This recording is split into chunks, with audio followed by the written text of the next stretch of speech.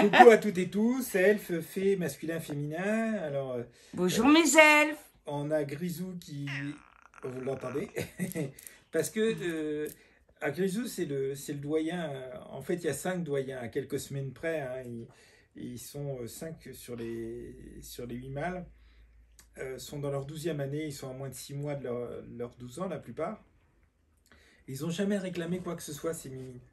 On leur donnait rien à manger de nous. Ils avaient leur nourriture, mais on leur donnait jamais rien à table et tout.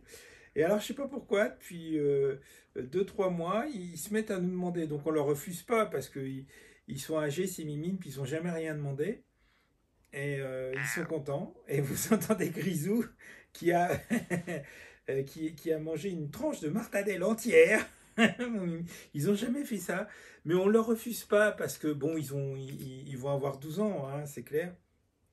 Et puis, ils fatiguent, ils commencent à avoir des petites maladies. Hein, sur les 5 anciens, il y en a 4 qui ne sont pas très en forme. Hein. Et le 5e, c'est Poupote qui va falloir qu'on fasse maigrir. Donc, faut qu'on en prenne soin, ces mimines. Donc, le temps, parce que le congélateur est toujours pas arrivé, donc je peux pas leur faire à manger avec de la viande en majorité et tout pour les remettre d'aplomb, pour leur redonner une seconde jeunesse. Donc, c'est vrai qu'on leur dit oui à ces mimines. Et Grisou, c'est la 2e ou 3e fois en 12 ans simplement qu'il réclame. C'est tout mignon. Calypso, il a compris, lui, c'est les petites saucisses, les knacks, que Linda aime bien. Il y a très peu de choses qu'elle a ramenées d'Alsace, mais les knacks, le Maggi, les knacks de Strasbourg, le Maggi, elle aime bien. Mais Grisou, par contre, c'est la martadelle. Alors, ils ont chacun leur petit truc.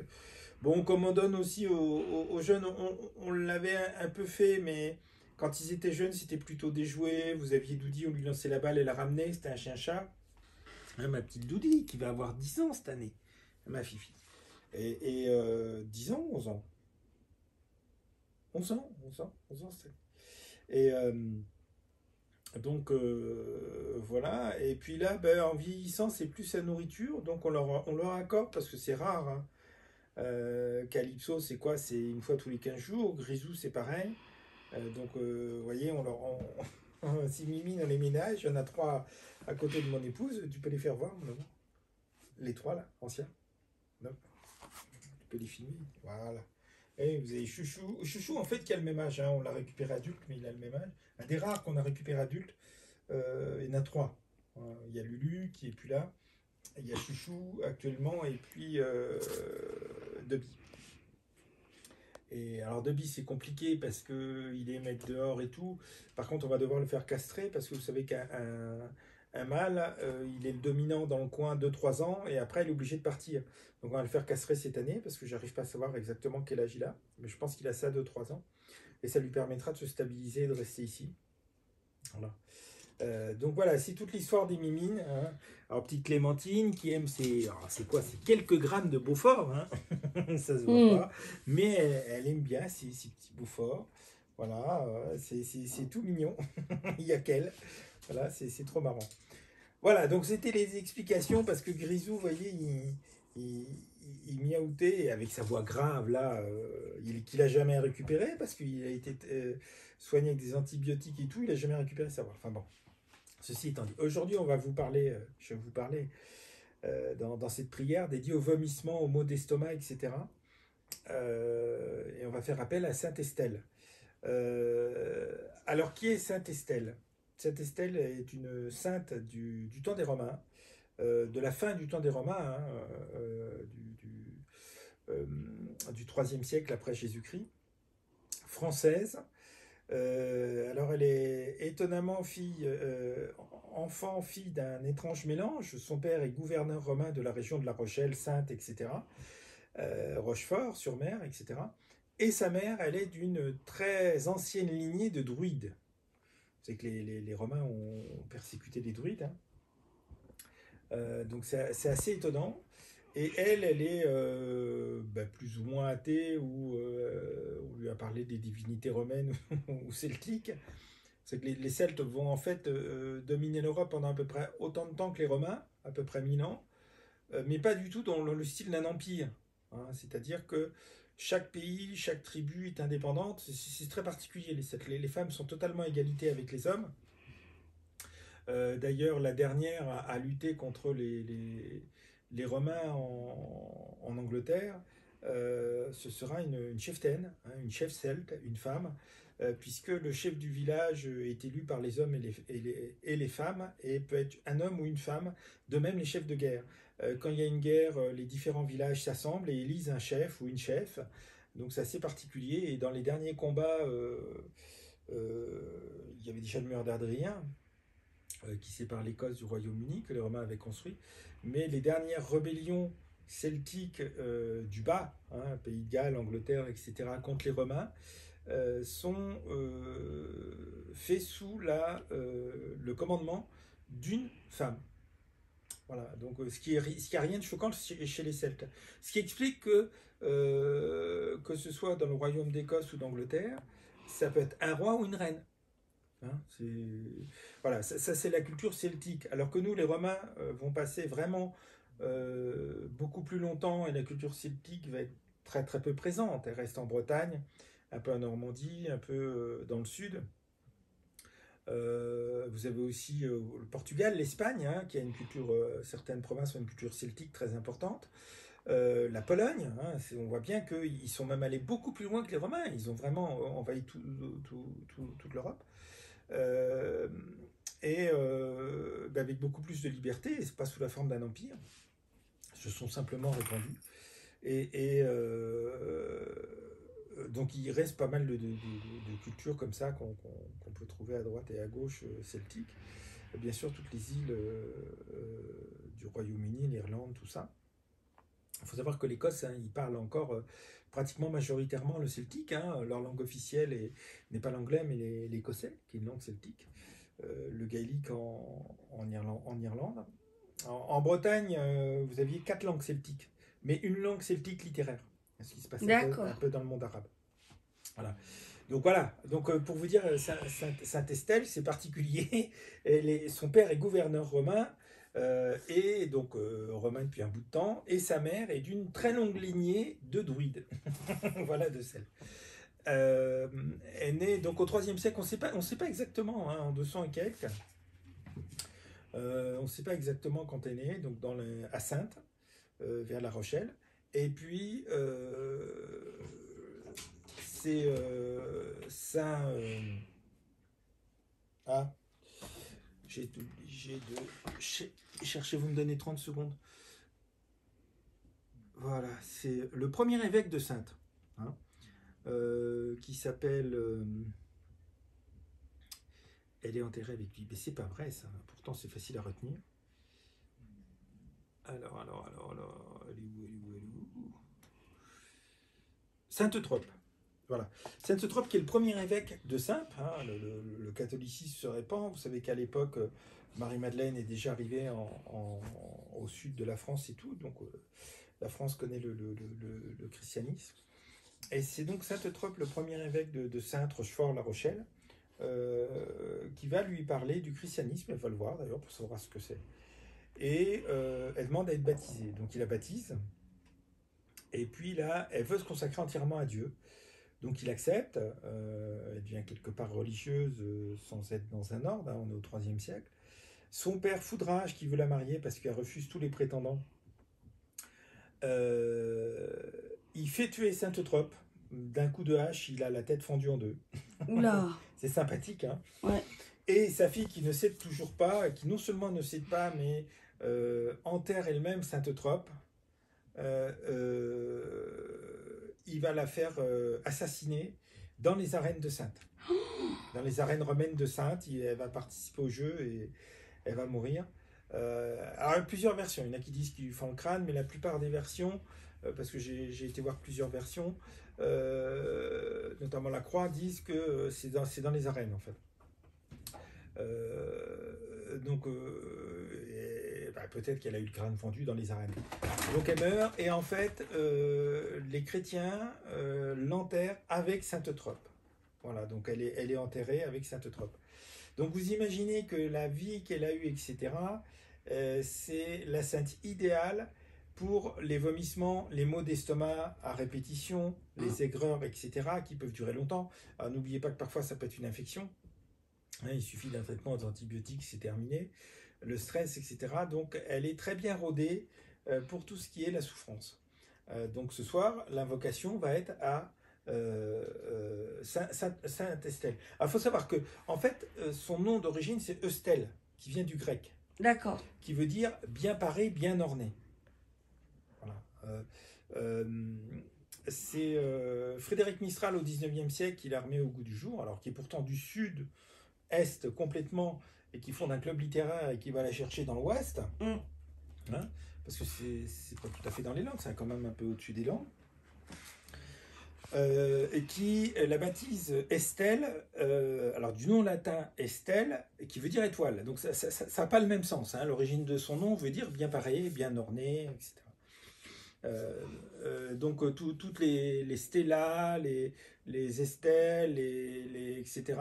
fêtent leur anniversaire. On leur fête le jour de la Sainte Estelle. Voilà. Alors on va commencer bien sûr par le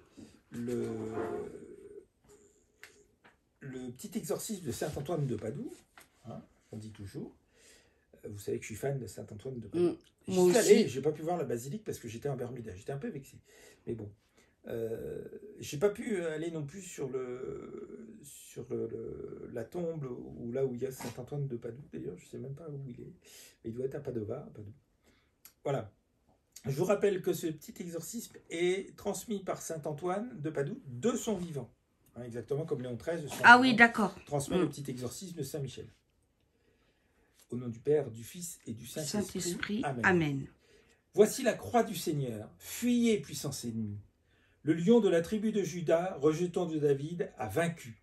Alléluia, alléluia, alléluia, alléluia. Saint Antoine de Padoue, qui chassait les démons, priez pour nous, afin que nous devenions dignes des promesses de Jésus-Christ. Des embûches du démon, grand Saint Antoine, délivrez-nous. Alors, des embûches du démon, c'est des trahisons, des tentations, etc. Et donc, des embûches du démon, grand Saint Antoine, délivrez-nous. Et donnez-nous de prendre le dessus sur tout mal, s'il plaît à Dieu. Je vous en prie, au nom du Père Créateur, au nom du Fils Jésus-Christ, au nom de l'Esprit Saint, au nom de la Vierge Marie, Amen, ou qu'il en soit ainsi. Alors, la prière d'ouverture, avant notre invocation. Mon Seigneur et mon Dieu, qu'on peut faire avant le petit exorcisme d'ailleurs.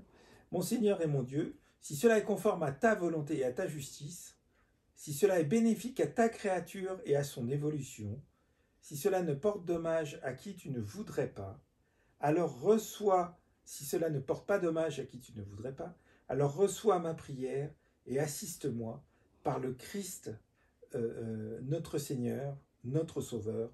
Amen. Amen. Et l'invocation à notre Sainte Estelle, donc, qui n'est pas là d'ailleurs, qui est plus loin parce que j'arrête pas de mettre des papiers et du coup je sais plus où c'est. Voilà. Donc qui est pour les vissements, les vomissements, tous les rejets par la bouche, du contenu de l'estomac. Il faut savoir que parfois il faut laisser faire parce que ça peut être de la toxicité de la nourriture ou un stress ou un malaise. Donc parfois il faut laisser faire simplement. Des maladies des intestins, occlusion intestinale, maladie du foie, de l'estomac, crise d'angoisse, anorexie, choc émotionnel, même anorexie, bah oui, problème de nourriture, choc émotionnel violent, nausée, de la grossesse, etc. Tout ce qui a trait à l'appareil digestif. Alors, le plus souvent, le vomissement, oui, c'est un détail, c'est une réaction de survie de l'organisme, par exemple en cas d'intoxication. Vous savez que quand des gens tentent de se suicider en prenant des somnifères et tout, on va leur faire un lavage d'estomac, hein, donc provoquer un vomissement complet. Voilà. Et il faut laisser faire. Voilà. Le problème doit inquiéter en cas de vomissement à répétition, ça va de soi, ou si vous avez du sang dans les vomissements. Donc, après la prière d'ouverture et l'exorcisme, ou l'inverse, voici l'invocation à notre Sainte Estelle bien-aimée. Alors, on sait très peu de choses, on ne sait pas exactement quand elle est née, on ne sait pas quand elle est morte, mais on pense qu'elle est morte au maximum à 20 ans. À mon avis, c'est plutôt entre 16 et 20 ans qu'elle a été tuée par son père. Alors, certaines versions disent qu'il a carrément trempé ses mains dans le sang de sa fille. toutes les versions ne sont pas d'accord. D'accord. Voilà. Il y a des saints du 3e, du 2e, du 1er siècle dont on connaît parfaitement les détails, à l'année près, au mois près, on sait quand ils sont nés et tout. Il y a des saints, c'est un petit peu plus compliqué. Hein. Mais ça revient au même, dans le cas d'Estelle. Invocation à Sainte Estelle. Regardez-moi, Seigneur, et ayez pitié de moi, parce que je suis seule, elle, ou avec un E, et misérable. Jetez les yeux sur mes souffrances. J'élève mon âme vers vous, et je mets ma confiance en vous. Faites que je sois exaucé par les mérites de l'intercession de Sainte Estelle. Je vous en prie par notre Seigneur Jésus-Christ. Amen. Sainte Estelle, qui nous assistait si efficacement dans tous nos maux, priez pour nous, secourez-nous des vomissements et de leurs causes, hein, ou des choses, des nausées, etc. Délivrez-nous, s'il plaît à Dieu. Nous vous en prions, au nom du Père Créateur, au nom de Jésus-Christ, Fils, le Fils, au nom de l'Esprit Saint, au nom de la Vierge Marie. Amen. Amen. Au nom du Père, du Fils et du Saint-Esprit. Amen. Voilà, alors, c'est une autre sainte qui est vénérée. Hein, je n'ai pas trouvé la date dans le calendrier. Et je n'ai pas réussi à savoir si elle était vénérée localement ou nationalement. Donc éventuellement je vous ferai un petit complément la prochaine fois parce qu'on ne trouve pas forcément tous les renseignements qu'on veut. Hein, et j'ai 2 livres sur les saints, un livre que notre ami Cochir m'a payé qui est très intéressant, qu'il faut que je regarde, mais il n'est pas par ordre alphabétique, donc c'est un peu compliqué. Il est par année en fait, donc c'est pas simple à trouver. Alors il faut que je cherche d'abord de quand est le saint pour voilà, parce que je ne connais pas tous, hein, voilà, il y en a des milliers. Et puis, j'ai mon livre Le Saint du jour, qui est parmi mes bouquins, qui est excellent. Hein, donc, chaque jour de l'année, vous faites une prière à un saint. Et c'est aussi très intéressant. Alors, j'ai dû vous le dire, le 1er janvier, ce que vous faites, vous écrivez un certain nombre de noms de saints qui vous vient à l'esprit ou que vous cherchez sur un livre, sur le calendrier. Et puis, vous les mettez sur des petits bouts de papier, vous les pliez dans un chapeau, et vous faites tirer à chacun un papier. Et c'est le saint qui vous accompagnera pour toute l'année. Donc intéressez-vous à sa vie, etc. Invoquez-le souvent, etc. Donc ça, c'est à faire le 1er janvier. Vous pouvez le faire maintenant, hein, puisqu'on est rentré dans la période du carême. Hein, le mercredi des Cendres, c'était il y a 2 jours. C'était d'ailleurs une journée que le pape avait dédiée à une prière et un jeûne pour l'Ukraine. Hein. Donc c'était important de pouvoir communier parce qu'on était des millions dans le monde à le faire. Moi j'ai pu faire, j'étais pas très bien, je l'ai fait en fonction de ce que j'ai pu, je suis privé de ce que j'aime et j'ai mangé très peu de choses. Voilà, j'ai fait un chapelet avec le chapelet de Lourdes, j'ai fait un certain nombre de choses. Donc c'était très très important quand on sait qu'on est en communion un petit peu partout dans le monde avec des millions de gens. Voilà, je vous souhaite une bonne soirée. Je vous recommande de faire le chapelet de la paix, le petit chapelet qu'on appelle, qui au départ le chapelet des franciscains, mais qui, comme il a été développé, enfin on l'a vraiment découvert à Medjugorje à partir des années 80 et que la Vierge apparaît sous le vocable Notre-Dame de la Paix, on l'appelle le chapelet de la paix. Je vous rappelle que c'est 1 je crois en Dieu, puis ensuite 7 fois Notre Père, je vous salue Marie, gloire au Père. Ça se fait en 3 minutes, faites-le à l'heure d'hiver en 18h40. Vous savez qu'à Medjugorje et tous les gens qui sont allés à Medjugorje, qui connaissent ou qui prient Notre-Dame de la Paix, le font à cette heure-là. 18h40 l'hiver, 19h40 l'été, ça prend 5 minutes. Voilà, je vous souhaite une bonne soirée, que Dieu vous bénisse. Je vous ai fait également, vous aurez ce soir un petit film que j'ai fait sur la nature parce que je suis allé un petit peu loin, donc j'ai filmé une bonne partie du trajet en voiture pour vous montrer à quel point ça fond vite et d'ailleurs la différence avec le Québec, comme d'habitude je vous ai dit plein de trucs. Je vous dis à très bientôt, que Dieu vous bénisse, bonne soirée, peut-être à demain je vais essayer de commencer à rattraper mon retard dès demain. Bonne soirée à toutes et à tous. Et moi je remercie mon homme pour cette belle vidéo où on apprend toujours plein de choses. Voilà. Gros bisous mes elfes. Soyez bénis.